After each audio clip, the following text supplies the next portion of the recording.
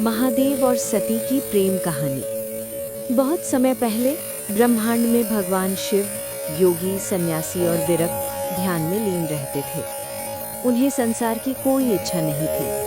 वे केवल साधना और आत्मज्ञान में मग्न रहते थे।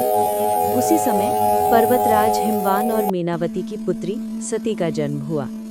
सती वास्तव में आदि शक्ति का अवतार थीं, जो सृष्टि को संतुलित रखने के लिए स्वयं शिव से मिलन चाहती थीं।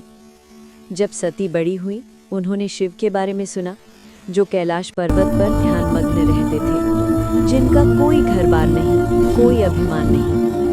सती का हृदय शिव के प्रति प्रेम और भक्ति से भर गया। उन्होंने कठोर तपस्या आरंभ की। वर्षों तक केवल फल, फिर केवल पत्ते और अंत में केवल वायु पर जीवित रहें। उनका उद्देश्य केवल एक था, महादेव को पति रूप में प्राप्त करना। उनकी तपस्या से प्रसन्न होकर भगवान शिव स्वयं प्रकट हुए। उन्होंने कहा, देवी, मैं तुम्हारी तपस्या और भक्ति से प्रसन्न हूँ। मैं तुम्हें अपना स्वीकार करता हूँ। और इस प्रकार शिव और सती का दिव्य विवाह हुआ। समस्त देवता, ऋषि और प्राणी आनंद में मग्न हो उठे। लेकिन ये प्रेम परीक्षा से भी गुजरा।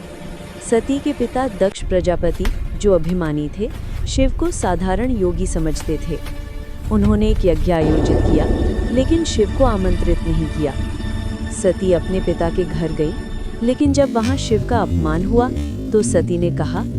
जब सती वहां पहुंची तो उन्होंने देखा कि हर कोई अपने अपने स्थान पर बैठा है, लेकिन महादेव के लिए कोई आसन नहीं रखा गया। उनके पिता राजा दक्ष ने भी सती का आदर नहीं किया, बल्कि शिवजी का अपमान किया। सती का हृदय इस अपमान से जल उठा। उन्हें याद आया कि महादेव ने पहले ही कहा था कि दक्ष हमें नहीं समझता, वहां जाना उचित नहीं। परंतु सती अपने पिता के प्रेम में वहां चली आई। अब जब उन्होंने सब कुछ अपनी आंखों से देखा तो उनका मन दुख और क्रोध से भर गया।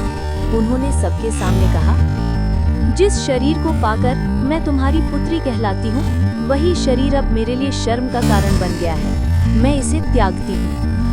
ये कहकर सती ने योगाग्नि से स्वयं को भस्म कर दिया।